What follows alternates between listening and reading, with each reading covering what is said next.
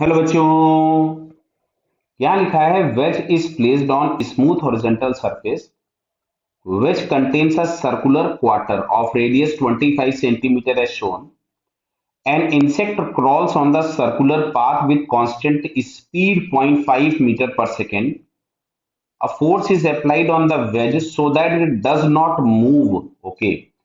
Find the value of F in Newton if radial position of the insect makes an angle 60 degree with the horizontal. तो समझो क्या है, जब insect चल रहा होगा तो वेज इंसेक्ट पर एक नॉर्मल लगाएगा, वेज इंसेक्ट पर एक फ्रिक्शन लगाएगा, तो जितना भी फोर्स वेज ने इंसेक्ट पे लगाया होगा वो सेम फोर्स इंसेक्ट वेज को वापस करेगा।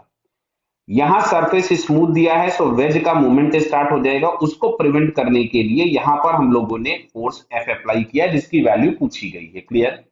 तो चलिए हम लोग इसी पोजीशन पे सबसे पहले इसका फ्री बॉडी डायग्राम बनाते हैं इंसेक्ट का। तो सबसे पहला एक फोर्स लग रहा है नीचे mg।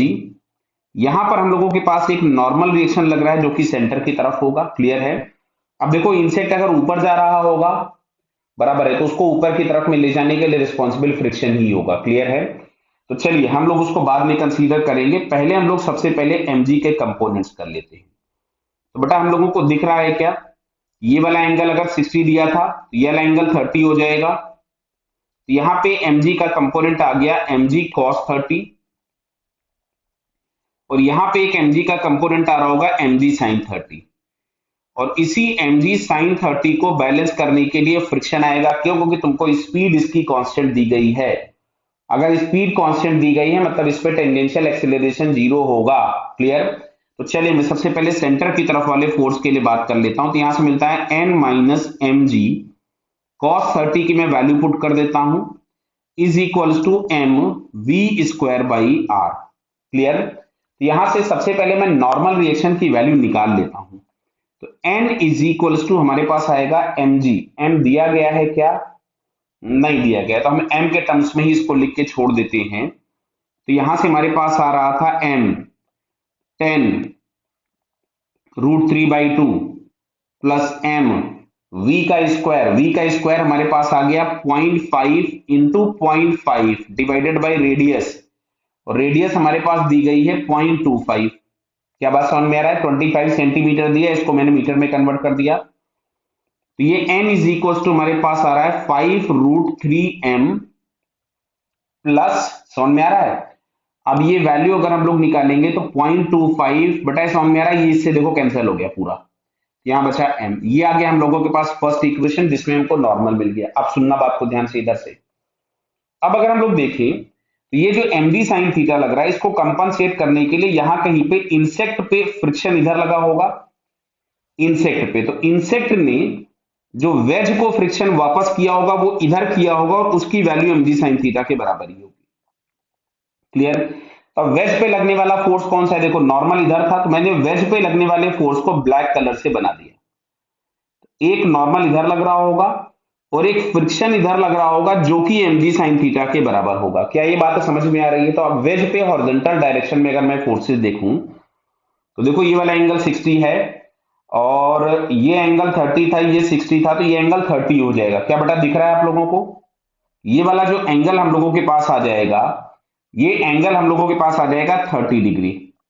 क्लियर? तो मैं पहले इस पे फोर्स लिख देता हूं। तो यहां पे हमारे पास आ रहा है n cos 60 जिसको मैंने n/2 लिख दिया, और इधर में आ रहा होगा फ्रिक्शन जिसमें फ्रिक्शन की वैल्यू mg sin 30 के बराबर है। mg sin 30 को मैं यहां से लिख देता हूं mg/2, इसका cos कंपोनेंट आएगा cos 30। तो mg/2 इंटू √3/2, mg के कंपोनेंट नहीं किए mg sin 30 के, समझ लीजिएगा हमने कंपोनेंट किसके किए? इस फ्रिक्शन के।